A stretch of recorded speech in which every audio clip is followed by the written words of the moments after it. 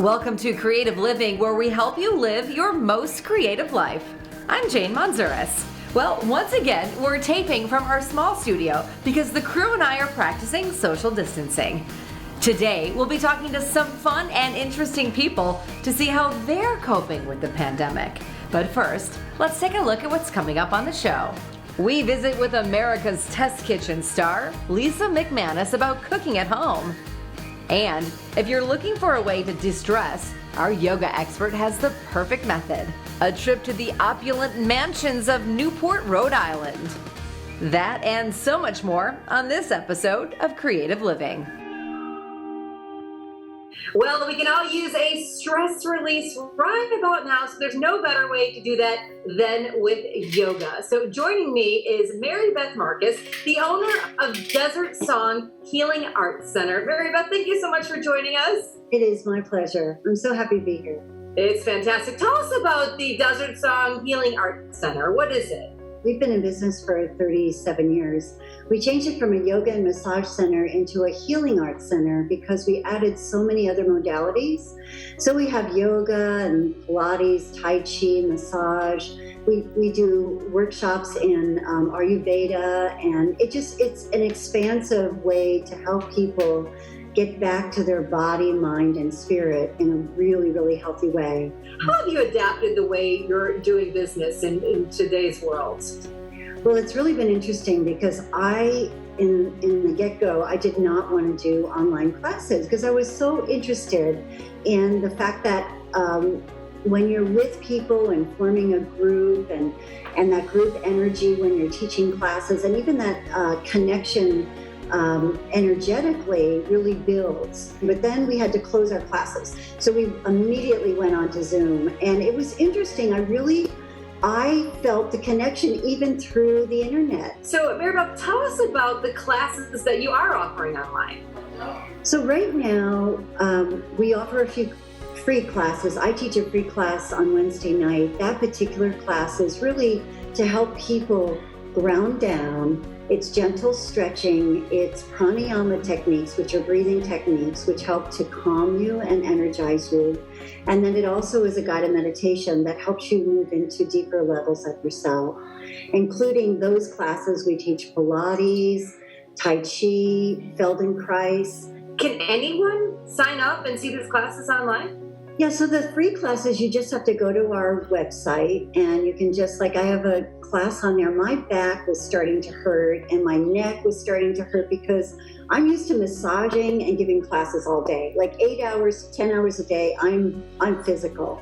So I'm sitting so much now that I just decided I need to do some stretching for my back and my neck. So I did a half-hour little video for people that sit at their desk all day. We will be adding classes that are free, that are 10 minutes long, just to help with low back, to help with sciatic problems, to help with neck and shoulders. But beyond that, we have about 25 classes that people can click into on a daily basis. There's roughly about anywhere from 3 or 4 to about 6 a day. So we have classes that really suit wherever you are. How can yoga help someone de-stress during this kind of uncertain time? So the breath is the tool or the key that connects the mind with the body. So that's the yoga, that's joining, yoking. Yoga means to yoke. Once you connect your mind and body, you start to go into deeper levels of yourself. You realize that there's a place inside of you that no one can touch, that nothing outside of you can create havoc. It's always calm, it's always centered, it's unaffected by outside distractions. And when you can be there, every part of your being gets healthy. Every part of your whole body, mind, soul is just more vibrant, yet relaxed. So it will lower your blood pressure, but it will raise your ability to concentrate, your endorphins go up. I mean, physically, mentally, emotionally, spiritually. I just can't say enough. Mary Beth, thank you so much for sharing all of your insight and tips and wisdom on how we can improve our health these days and what we can focus on. And if you want more information about Mary Beth and the classes at the Desert Song Healing Arts Center, just head to their website. Now more than ever, home cooking is on the rise. surprise because all of our inner chefs want to come out and play, but you got to have the right tools to get the job done. So joining us from America's Test Kitchen is the gadget guru, Lisa McManus. Hi, Lisa. Hey, how are you? I am so great. You know, I saw an Instagram story of you. Looks like you've got a pretty full house. How are you managing all of your work during the shutdown? No, we're all trying to do it. I mean, everybody at America's Test Kitchen is at home, and we have been for like 5 weeks. We were one of the first companies in the state. The management just said, let's, everybody go home. Just go home and we'll work it out. A lot of the people here were taken a little bit by surprise. So some people don't even have their computers or some of the work they were working on. We are such a collaborative kind of place that it's very hard to work remotely. Everything we do is, tastings where a bunch of people come together, and but we're all making it do. We've actually worked out really creative ways to get our work done.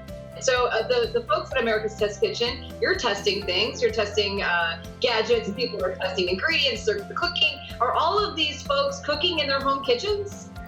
Yes, actually they are. Everybody, we've been testing products at home. We've been testing recipes at home. The person who's cooking the recipe will make it at home and then get on a Zoom call with all the other people on the team, and they'll look at it and say, it looks a little thin, and you can actually do a pretty effective tasting online, which who knew? You are the gadget guru. So are you seeing any trends in product sales now that everyone's cooking and using their equipment? Yeah, I mean, I think one of the things that has actually happened is that a lot of people are, using their equipment more than they usually do and finding that it's falling a little short.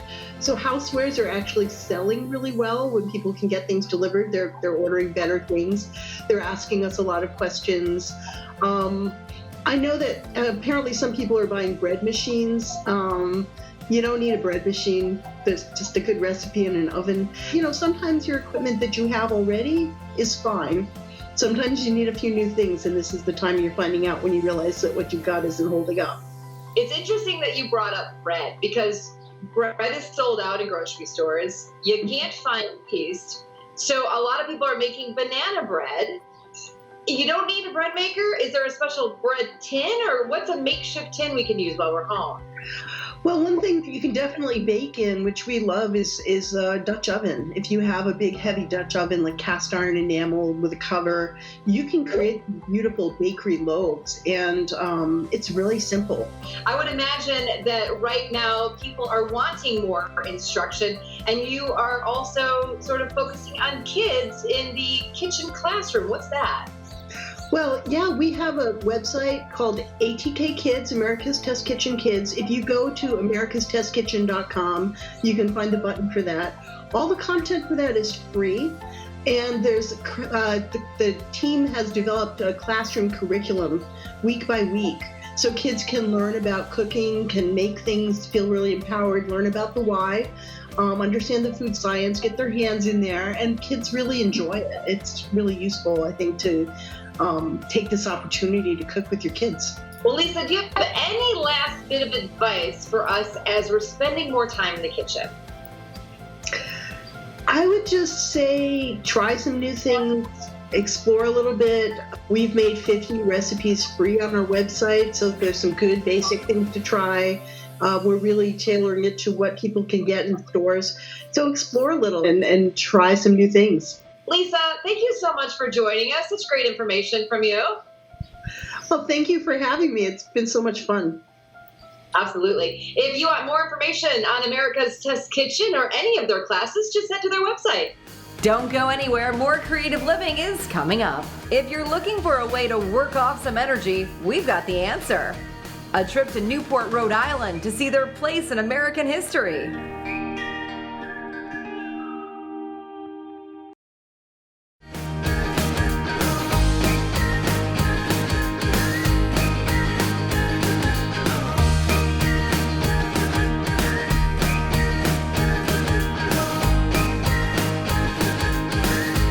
Newport, Rhode Island has millions of visitors who tour their extraordinary mansions every year. And although they're currently closed, we thought we'd give you a virtual tour of Marble House. and its place in history. Welcome to the Newport Mansions, including the Breakers, the Elms, Marble House, Rosecliff, Chateau-sur-Mer. This year, our annual special exhibition features the lives of Alice and Alva Vanderbilt and their daughters, Gertrude Vanderbilt Whitney and Consuelo Vanderbilt Balson, in the special exhibition, Becoming Vanderbilt.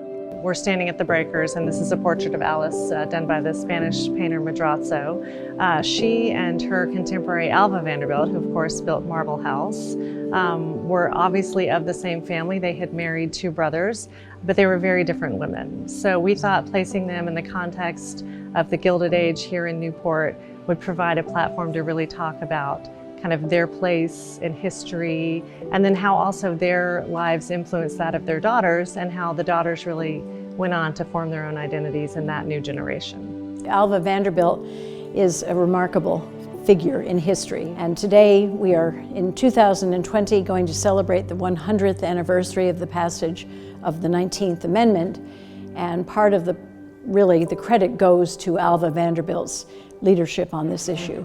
She hosted several rallies here, and so it's exhilarating. These rallies attracted women from all over the world.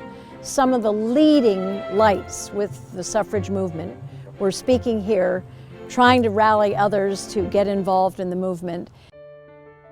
Consuelo is one of 3 children of Alva, and Alva put all of her heart and soul and hope into Consuelo. Alva very much wanted to make sure that the Vanderbilt name was associated with royalty. That person turned out to be the Duke of Marlborough. This was not a marriage that either Consuelo nor the Duke wanted. Consuelo was truly a philanthropist and also a volunteer par excellence. She did many duties around England and also in France in helping impoverished mothers and helping children that were in need. Alice really met Cornelius Vanderbilt teaching Bible studies in Sunday school, and she was an active participant in the church, as was Cornelius. And yes, they did entertaining, but not in the scale that Alva and William did entertaining. She was, I think, much more down to earth. Gertrude Vanderbilt was, I think, most interesting in that she eschewed the social status of her parents. She was not at all interested in being a Vanderbilt. She really wanted to become engaged in the art world. And her collection became so vast in the hundreds and hundreds of pieces that she actually offered the collection up to the Metropolitan Museum of Art, along with the promise to build a wing to house this collection, and the Met turned her offer down. So what did she do? She went out and decided to found her own museum, and that museum today is the Whitney.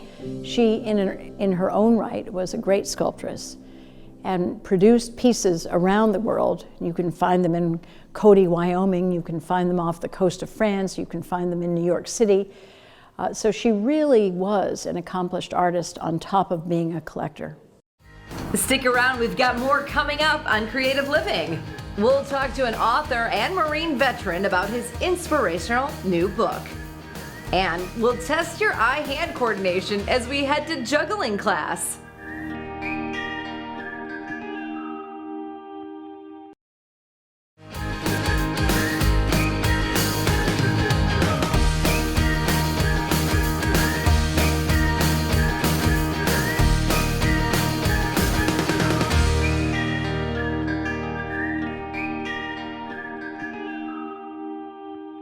All right, well, you are in for a very special treat. Today we have author and retired Marine with us, Isaac Ford. Isaac, thank you so much for joining us. How you holding up? Well, thank you, Jane, for having me. I'm fine. You know, I'm been through a few things, nothing like this, but we adapt and overcome. As we will, absolutely. So Isaac, we are all spending a lot more time at home, which means we're doing a lot more reading, and you have a brand new book out called Up From the Bottom. Tell us about what the book is about. Up From the Bottom, a memoir, was written as a exercise in healing, as well as my attempt to be able to and somehow help other people through some of my challenges and some of the tragedies and ebbs and flows of my life. And the overarching theme of the book is that no matter where you start in life, no matter what you go through, adversity is a given. Adversity introduces us to ourselves. It's not a question of are we going to be challenged, it's what we do about it once we're challenged. So that's the theme, and that's what I wanted to get across with my book. I promise if you pick it up, you won't put it down. Yeah, I mean, it's a memoir, and it really is an inspiring story, and you've overcome a lot. Take me back to the moment when you said, all right, now's the time. For obvious reasons, when my parents were both alive, I said that would not be the time.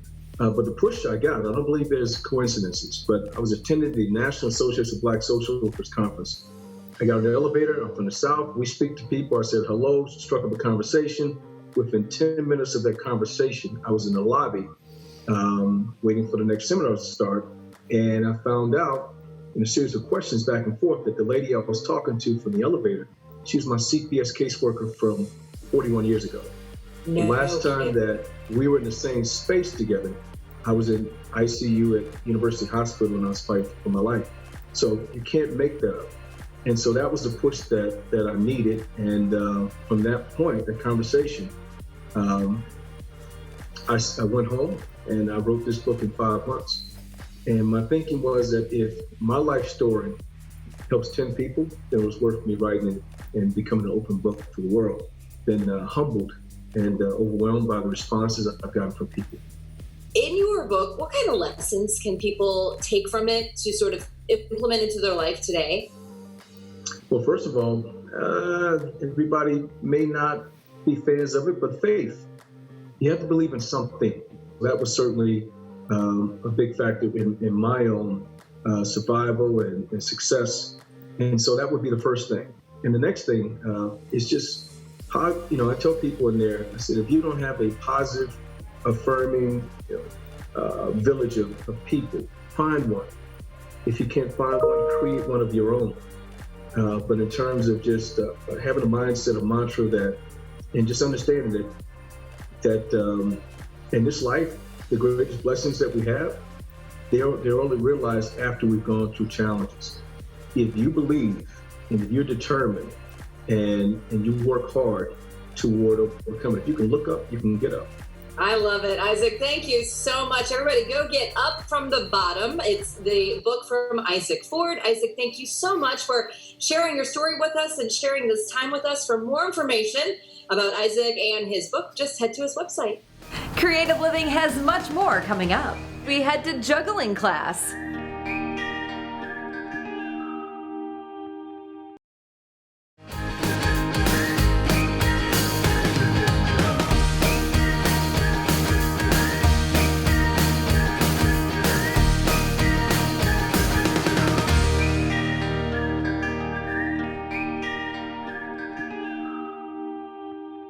Joining us today is Jeff Civilico, an entertainer who has headlined Las Vegas for many, many years. So ladies and gentlemen, put your hands together for Jeff Civilico! Yeah!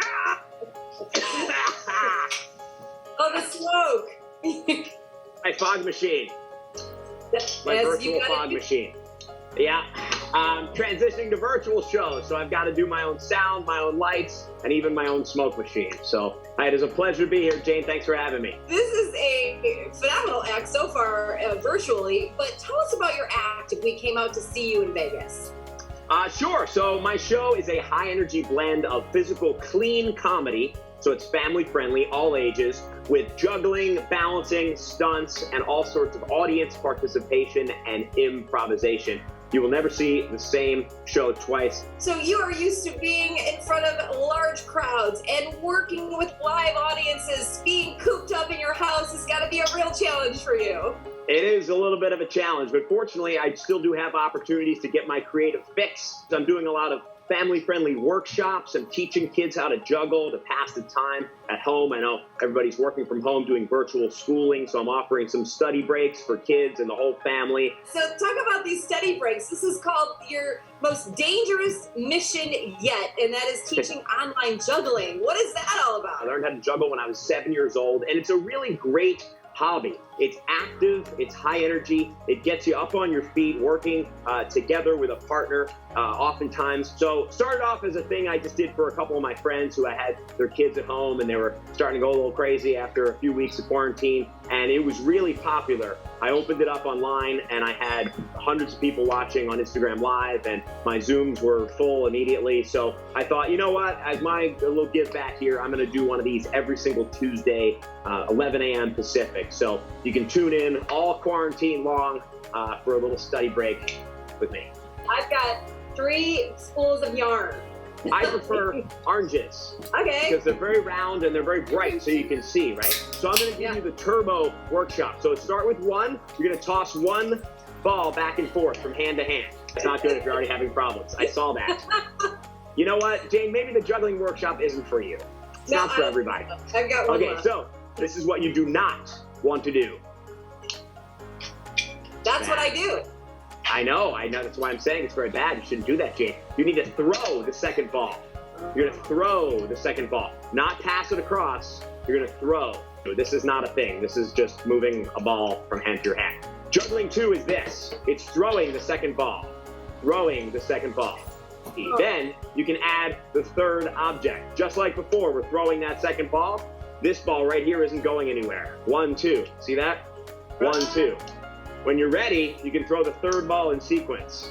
1, 2, 3. 1, 2, 3. I think the biggest tip for me, start with yarn, do not juggle knives. Yeah, that's you probably want to stay away from the knife. Jeff, thank you so much for joining us on Creative Living. If you would like more information about Jeff or his classes, just head to his website. Thanks so much for joining us here on Creative Living. We hope everyone stays safe and healthy. I'm Jane Monzures, and I'll see you next time.